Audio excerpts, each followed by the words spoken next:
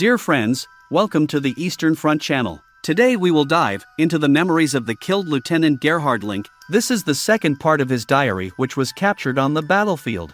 Links for the other part will be at the end of this video. In this video I will show on the Google map the advance and retreat of the German army, in accordance with the diary of the murdered lieutenant.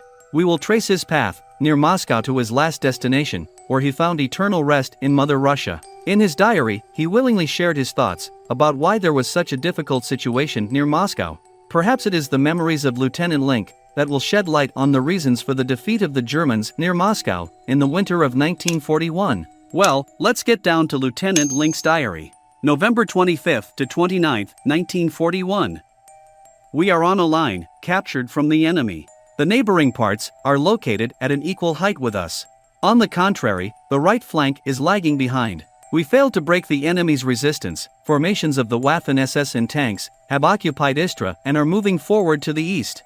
By doing this, they temporarily take away from us the glory of being closer to Moscow. We bury the dead of our regiment at Sermino. The weather is clearing up. This makes it possible for aviation to strengthen its activities. The attached anti-aircraft combat group of Lieutenant Geck shoots down one single-seat fighter. Neighboring anti-aircraft guns shot down several enemy aircraft.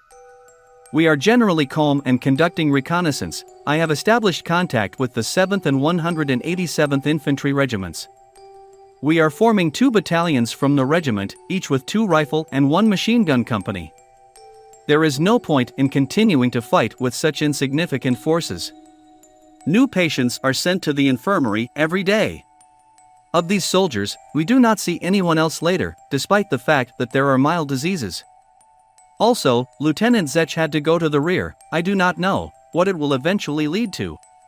Our hope is Guderian's tank units that penetrated from the southwest against Moscow. When the circle closes, we will also move on to creating a strong line of defense for the winter. If only it wouldn't snowfall, the advance of motorized transport in this case will be difficult, and the infantry will become less mobile. In general, we Germans are not used to waging war in winter, and our weapons do not meet such harsh conditions. Everyone who hears about the successes of the troops should have all the more respect for the affairs of people dressed in gray cloth.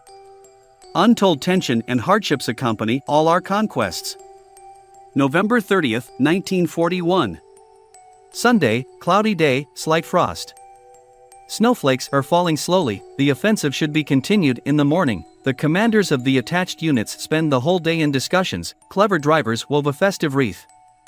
For half an hour, by candlelight, we indulge in the Christmas mood. With the dancing candlelight, the rough wooden walls are not visible, and the windows that have flown out, plugged with hay, are invisible. A cup of tea is steaming in front of us, a round cookie sent by my mother, just in time. These little things from the past peaceful life find a lot of praise among us. We haven't eaten anything like this for a long time. December 1st, 1941. With the onset of the day, progress continues. The advanced battalion occupies a position on the edge of the forest from Spatovo to Kazmino. Fortifications are camouflaged in the bushes. They were taken with a fight. Visibility is extremely poor, due to dense thickets. I'm looking at the broken trenches. In almost every one, the twisted figure of a Soviet soldiers are visible. I stick a wooden pole into the trenches and throw heavy clods of frozen earth. No one is moving, everyone is dead. The sappers of our regiment are busy collecting and destroying Russian weapons. At the same time, they took many prisoners. Meanwhile, the advanced 3rd Battalion made its way to the edge of the forest. Machine guns are viciously scribbling through the branches. In some places we assumed the presence of mines. The battalion took its intended starting position. The next 2nd Battalion was ordered to bypass the neighboring village of Kazmino by the forest and axe from the flank. The clearing marked on the map does not exist in reality. There are no telephone operators in place. In the ranks we go through the snow-covered forest. I, as a liaison officer, accompany the battalion. Suddenly, a shootout begins in the forest with a guard outpost, which, unfortunately, we could not catch them by surprise. They noticed us when we were 30 paces away. Our artillery shells are flying almost over us. The locality should now be nearby. Soon we see him lying around the bend of the river. Machine gun and rifle fire from the side of the Schweipers battalion, which is also attacking the enemy. Interspersed with this are the assault guns. Quickly rearranging the order of battle, Schlegel's battalion broke into the village. Enemy machine guns mounted in the bushes on the edge of the village are still scribbling on it. My telephone operators are in place, but there is no connection. It just makes me sick. Walking through an open area, the 3rd Battalion approaches. They took up positions. The Bolsheviks are holding the village under light artillery fire. Regrouped again, the 3rd Battalion under the command of Senior Lieutenant Mage is advancing on Lipki, but he only goes a few hundred meters and stops as darkness falls. The tractor of a heavy anti-aircraft gun ran into a mine and failed. A non-commissioned officer of an anti-aircraft platoon was killed at his gun. Lieutenant Gotchling was hit in the chest by a machine gun burst. He died a heroic death. Lieutenant Felborg was already wounded at noon. Several shells hit the assault artillery gun, then the panoramic sight was broken. Both are now unusable. Our losses are also significant. It was cold all day, especially noticeable when you go into the house to warm up. Outside, everything calmed down. We're going to sleep. I pull out a frozen slice of bread from my pocket and destroy it with an enviable appetite. At night, the 3rd Battalion pushes the enemy back. Reconnaissance detachments make their way through the forest and find the village of Lipki, our target, not occupied. They enter it at night, set up posts. After a restless night, we move further forward. December 2, 1941. The main forces of the regiment arrive in the Lipki occupied at night. The goal of the day, to take the Politsy, has been achieved. Schlegel's battalion must fight its way through the forest in battles with the Bolshevik rearguards and comb the area on both sides of the village.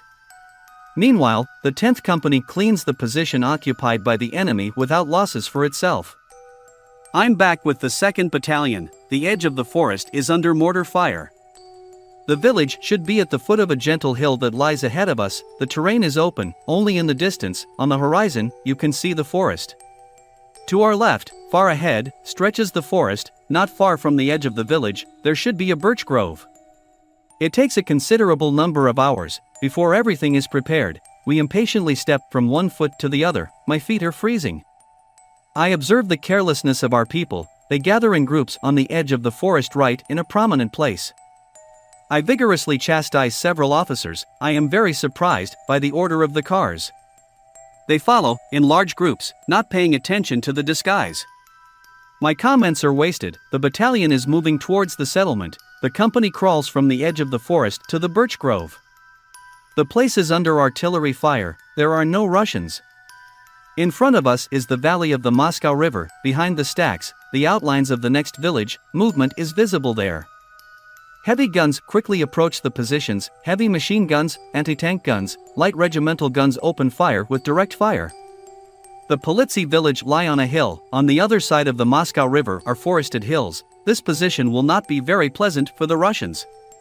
One impatient machine gunner also wants to open fire. Stupidly, the first machine gun burst hits our own comrades. Lieutenant Schreiterer is seriously wounded and will bleed out soon. After the regimental commander, who arrived at that time, outlined the line of main resistance, I returned back to Lipki to the command post. We settled down at the school. In the evening, a pleasant surprise. The general calls the colonel to him and informs him that the Führer awards him the Knight's Order of the Iron Cross.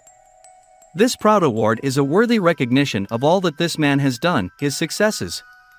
The weather is clear and cold, all day long, intensive activity of Russian aviation. At night, our doctor discovers a whole colony of bedbugs in the wall. He wears out almost the entire battery of his pocket flashlight, watching them. December 3, 1941.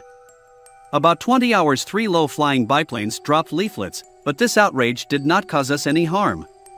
They also appear above the Politsy village. The guard guarding the headquarters grabs a carbine and shoots down one of the cars with 3 shots. It lights up. Cold, clear starry sky, the snow creaks underfoot. December 4, 1941. We are experiencing heavy hours again. The enemy is attacking Politsy village with large forces.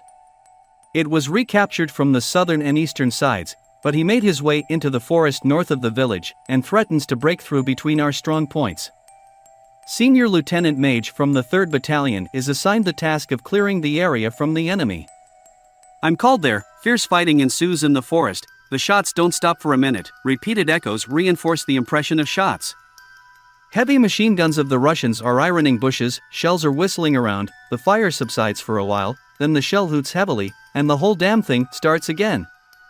They shoot, in my opinion, more blindly, only at the intended target, bullets whistling here and there are confusing, since no one can distinguish between their own and the enemy's. After the first unexpected clash, the Russians are no longer visible, their undirected fire keeps our people at a distance. It is a thankless task to grope, not knowing where, through a dense bush. From time to time, a cry is heard, it's someone caught by a bullet. Poor wounded, blue-faced, lying on the cold snow, it is almost impossible to alleviate the situation of helpless people in these conditions. I am called in to watch the left flank and inform, walking along with one lightly wounded man, all the time carefully watching the terrain. After a while, I meet a reconnaissance squad that has been sent to reinforce. I acquaint the commander with the situation. Suddenly we notice at a short distance from us, near the village of Politsy, several dark figures lying in the snow. From time to time, they move cautiously. There are about 15 to 20 of them, there is no doubt, they are Russians. Crawling, they want to get back to their own. I raised the carbine to my shoulder, the reconnaissance squad finished them off and captured 4 heavy machine guns. Meanwhile, the 3rd Battalion managed to take several machine gun nests and destroy the enemy entrenched in the forest. With the onset of darkness, the situation changed in our favor. We captured 15 heavy machine guns and put them into disrepair. 43 prisoners are in our hands. But we also shed a lot of blood. The regiment lost 31 soldiers killed and 55 wounded, which significantly reduced its combat capability. The senior lieutenant from the 1st Company of the 187th Sapper Battalion died the next day from a severe chest wound. December 5, 1941. At night, the temperature dropped to -26 Celsius. We feel the enemy's merciless fire on us and intend to move the main line of defense to the edge of the forest, since the village of Politsy is unfavorable for leading the resistance. Around midnight, the enemy's disturbing fire reaches the Politsy village. Heavy Russian artillery sends a hurricane of destructive fire to the village. In the intervals between shots, the terrain is illuminated by rockets. All this, without a doubt, means preparation for the offensive. As always, at such crucial moments, the telephone cable turns out to be damaged, and the radio cannot be used due to severe frosts. The situation is depressing, uncertain. I'm heading to the edge of the forest to find out the details. A heavy smoke cloud rises above the Politsy, flames are shooting out of many houses. Heavy mines continuously crumble the village into splinters. It seems that tanks are also taking part in this case. The bursts of falling mines are so close that my eardrums feel the pressure of the airwave. Our artillery suppresses the enemy's explored firing points with concentrated fire. There is such a noise in the air, as if a flock of geese flew by. That's why I remember the song Wild Geese Rustle in the night. The cues go to the target, while the infantry remains inactive. Several heavy tanks are approaching the village. We with our medium tanks are powerless against these monsters. But the enemy infantry is scattered. The Mage Battalion, which arrived in time, replaces Schlegel's battalion. A lot of cars and horses burned down. Lieutenant Wenzel is slightly wounded by shrapnel. The whole day cost us 11 killed, 34 wounded, 19 soldiers suffered severe frostbite. The loss of officers is significant. Lieutenant Georgi died a heroic death. The 1st Battalion of the 187th Artillery Regiment lost many officers wounded. It is a desperate pity that none of them who got sick or were wounded and sent to the rear did not return to the front line again.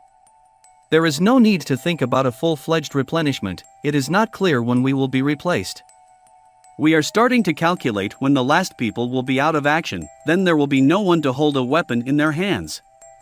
The presence of people capable of servicing heavy machine guns or heavy mortars is so insignificant that with further loss these types of weapons will not be able to be used. In addition, some of them, along with vehicles, were left there due to the lack of personnel when they entered the Ruza on November 1st.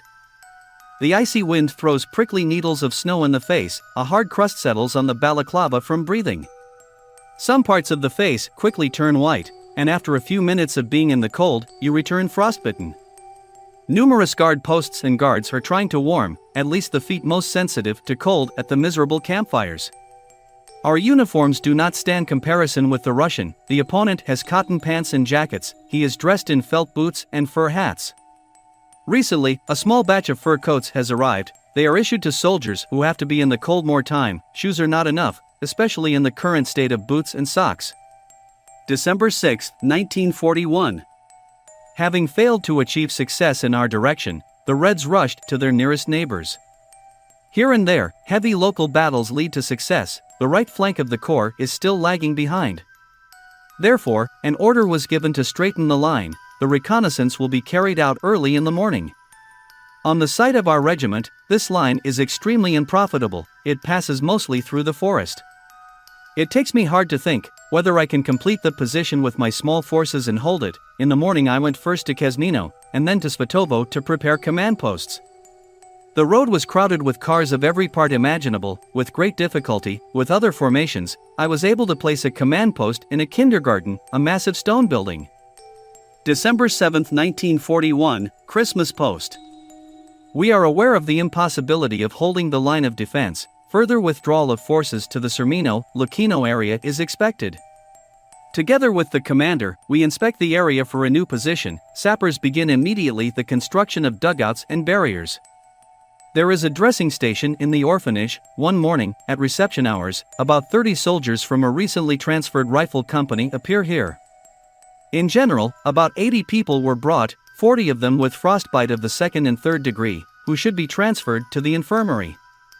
Swollen legs are covered with blisters, and these are no longer legs, but some kind of shapeless mass, in some cases already blackened. Those who have passed unscathed through the rain of fragments until now become disabled here.